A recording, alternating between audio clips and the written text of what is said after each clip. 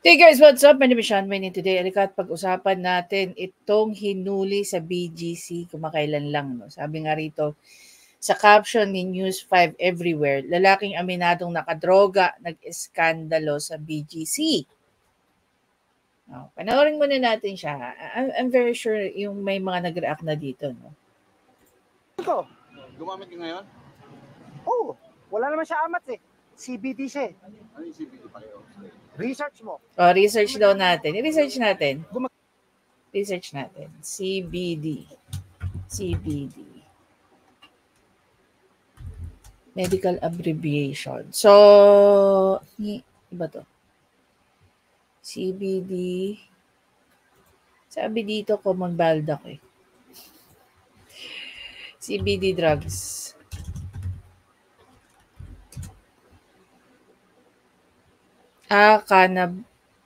Cannabidiol is a compound found in nakamarijuana. Pero ba't ganun siya high na eh? So sabi dito, CBD is one of the active compounds found in cannabis. Unlike its counterpart, THC or tetrahydrocannabinol, CBD is non-psychoactive, meaning it does not cause a high sensation. Here are some of the key points.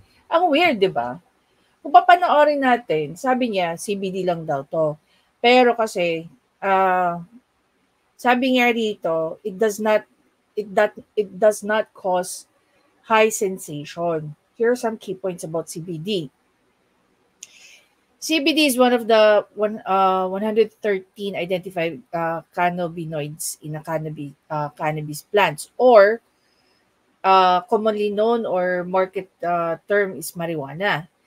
It accounts for about up to 40% of the plant's extract. Cannabis-derived CBD products may be more effective than those from hemp, but industrial hemp-derived CBD still provides many health benefits. If you live in a state where medical cannabis is not yet legalized or those products are unavailable, you can still benefit from products containing industrial hemp-derived CBD. So hindi ko alam. This one, parang ano pa to eh, sa Amerika pa to eh. Legal status. The 2018 Farm Bill removed hemp from the legal definition of marijuana in a Controlled Substance Act. Hemp-derived CBD products with less than 0.3% THC are legal at the federal level. However, so yung Amerika nga yung ano dito. However, CBD products containing more than 0.3% THC are still considered illegal at the federal level. State laws regarding CBD vary.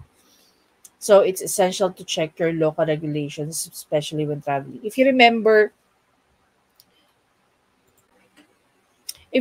guys, there was a time na nahuli si Mark Anthony Fernandez while he was transversing going north. Nakuhanan siya ng marijuana. No? Very recently lang din, no? Napaulat nga na yung anak ni Department of Justice Secretary Remulla, yung anak niya, no, tumanggap daw ng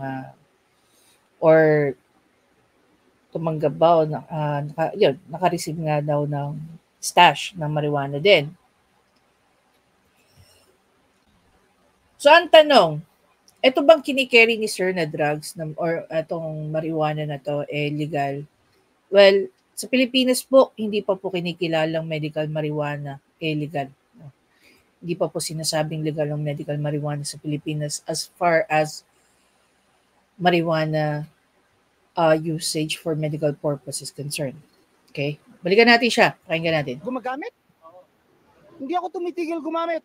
Gumagamit ako araw-araw. Pagising ko hanggang matulog ako, kahit tumatay ako, gumagamit ako. So I think there's something wrong with this person, no? I mean,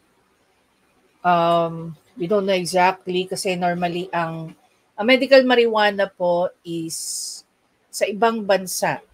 Okay, ginagamit din to as pain reliever. Okay? We don't know kung yung case na itong taong to, why he's using it. Is it for medical purposes or for, parang Yossi, bisyo lang talaga. Sinabi mo hindi ka daw pwedeng huliin dahil anong dahilan? Bakit?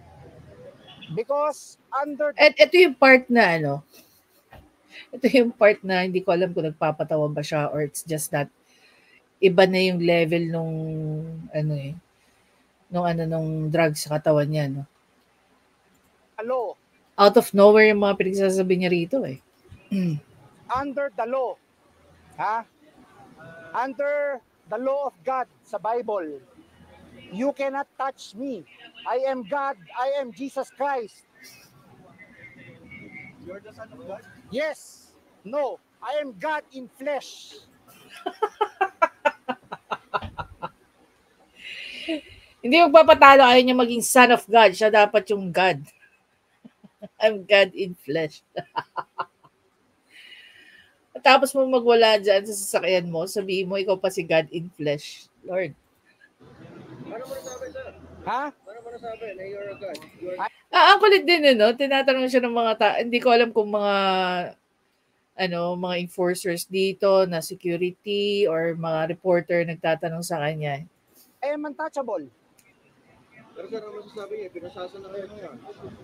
This is illegal. You have nothing against me.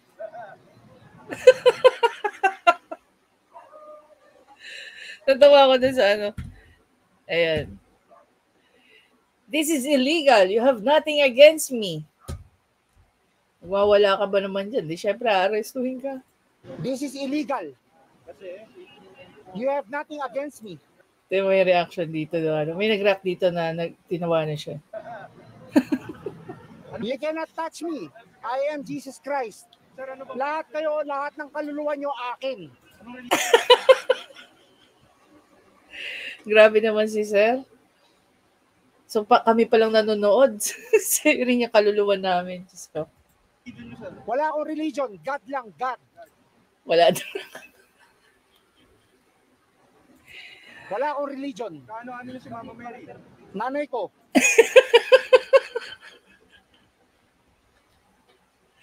Kanina sabi niya, siya si Jesus Christ. Tapos naging siya daw si God.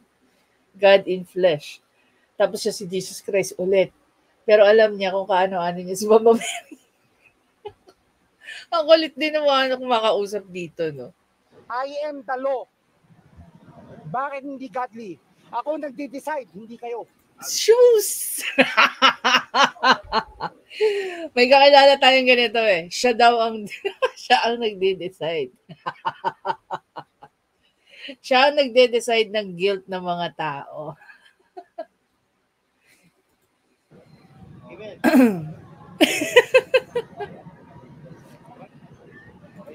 Sana yun, sana yung ginawa ng mga kumakausap dito, nagpa-pray over.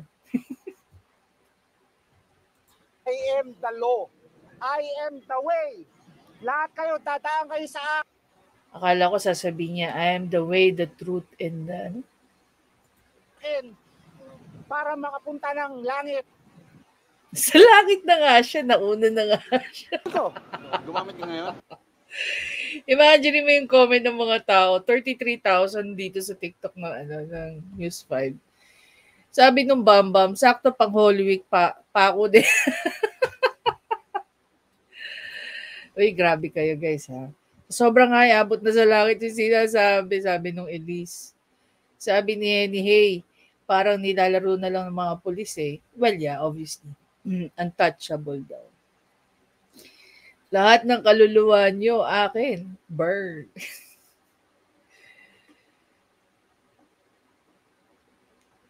Research mo. Amen, kuya naman. Ano-ano mo si Mama Mary. Grabe, no? Hala, sino yung nag-amen? Nanay ko. Ipa ako sa social. Nag-scroll lang ng angkin pa ng kaluluwa.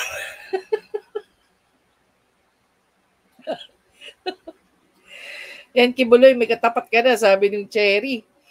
Yan, legit ba or content lang? Well, legit yan. Nasa news nga eh. You cannot touch me, I'm God, I'm Jesus Christ, I'm untouchable. Wow. Paano naman sinabi ko? Sabi nung Amiel. Worthy opponent daw ni Kibuloy, sabi nung ano.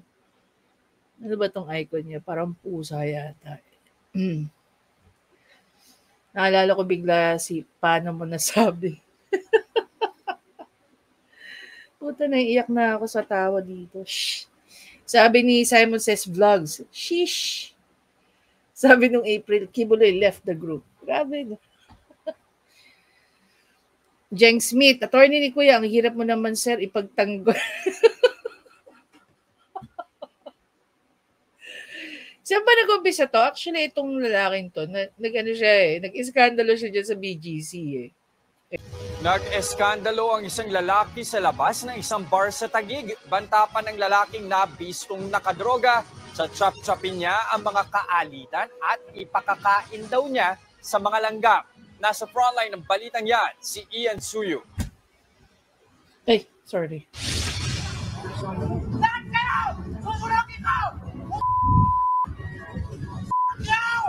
Walang tigil ang pagmumura ng lalaking ito habang nasa loob ng kanyang pickup truck sa tapat ng isang bar sa Bonifacio Global City sa Taguig kagabi.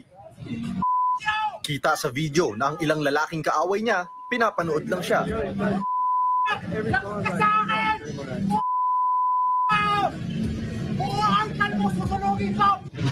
Agad rumesponde ang mga pulis sa lugar, pero pati sila napagbuntunan ng galit ng driver. Empleyado ka lang pala, ito nakabakta ka. Pare, nakita mo to, mahal pa to sa buhay mo. Ayon sa isang nagrereklamo, 3 araw nang binubuntutan ng 45 anyos na si Elmer Enriquez ang isa nilang kaibigan sa lugar. At kagabi nga, bigla na lang daw nagwala si Enriquez sa harap nila. Nung nakita niya yung kasama namin na isa na foreigner na babae, nagbabad finger na siya kung ano na yung mga sinasabi niya na against sa amin, like parang kinagurse na yung pamilya namin. Natakot kami kasi baka mamaya meron siyang mga illegal firearms, di ba? Pwede kaming barilin na parang hindi namin alam kung ano yung meron siya. Ito ko sa mundo, na seryoso ako. Kahit nasa harap na ang mga otoridad, wala pa ring tigil sa pag-ieskandalo ang lalaki. Ay, kaya ako. Kaya kitang papatay kung gusto ko. Grabe, no? Grabe. Bakit kaya pinapabayaan ng pamilya niya yung pakalat-kalat yung mga ganitong klaseng tao kung ganyan yung estado ng kanilang pag-iisip? Kakain ko kayo sa langgam, pupunitin ko likod nyo, kachap-chapin ko kayo. Dito na napag-alaman ng Taguig Police na nasa impluwensya ang suspect ng illegal na droga. Nung kinokompronta ng ating marshal at nakita ng ating marshal na nagsindi ng pinaghinalaang CBD or cannabidiol o isang ating other form ng cannabis. Nakita pa natin yung mga ibang cannabidiol sa loob ng kanyang sasakyan. Nakuha mula sa suspect ang ilang gramo ng CBD o cannabidiol, isang uri ng marijuana na nasa 1,000 piso ang halaga. Inamin naman ni Enriquez na sa kanya ang droga. Ginagamit ko. Gumamit ka ngayon? Oo, wala naman siya amat eh. CBD siya eh. Ano yung CBD pa kayo? Research mo. Gumagamit? Hindi ako tumitigil gumamit. Gumagamit ako araw-araw. Pagising ko hanggang matulog ako. Pero depensa niya, hinamon daw siya ng suntukan ng isa sa grupo ng mga nagrereklamo, kaya niya sinigawan ng mga ito. Grabe kung 3 days, di ba? Sabi nga kanina, kung 3 days nang minamanmanan. Nakakatakot yung mga ganitong klaseng tao. No? Tapos pakalat-kalat ng ganyan. Well, wag na lang tayo magulat kasi kung ito yung mga tipo ng taong may kaya di umano, wag na tayo magulat kung after niyan, nakawala pa rin yan. Diba? Well, I hope lang na hindi siya makapanakit. Yun lang yun. Obviously, Rito, excuse me. Nakikita naman natin iba yung level ng kanyang iba yung level ng kanyang thinking eh. Very, very scary para sa akin. Diba? Grabe yung hindi mo alam kung galit or what eh. It seems na this person is a stranger to those na nagrereklamo sa kanya. Kasi as they said, parang binamanmanan daw sila for 3 days na or sinusundan. Yun yung term na ginamit, diba? Grabe, no? Naniniwala ba kayo na hindi high yan? Kung hindi yan high, saan kumukuha at humuhugot ng lakas ng loob na magsalita ng mga ganyan yan? Imagine mo, national TV, magsalita siya ng ganyan. Diba? Anyway guys, again, maraming salamat sa panonood. Please don't forget to subscribe, like, and comment. Share niyo na rin yung thoughts niyo sa mga ganitong bagay. Nakakatawa siyang panoorin. Pero kung ikaw yung nasa sitwasyon, ikaw yung nasarap ng taong yan, o ikaw yung binabantaan ng taong yan, I don't think nakakayanin mong tumawa. Lalo na sabihin niya na kaya kanyang lagutan ng hininga. Diba? Tapos kung ano-ano pa. It's creepy.